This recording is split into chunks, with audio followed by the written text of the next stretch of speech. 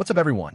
Today I'm going to show you the easiest way to convert SVG to EPS. It's free, it's fast, let's do it.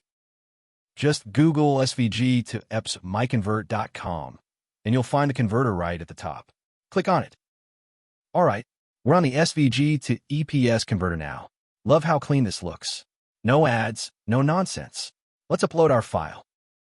Click Choose File here. Browse to where your SVG file is, click on it, and hit Open. That's all you need to do. There it is. File's loaded and looking good. Now, just smash that Convert Now button and let the magic happen.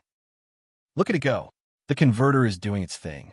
This is seriously fast. Just watch that progress bar fly. And we're done. That was quick, right? Click Download, and your shiny new EPS file is all yours. Wasn't that easy? Check out MiConvert.com for tons of other converters. Smash that subscribe button. Peace out.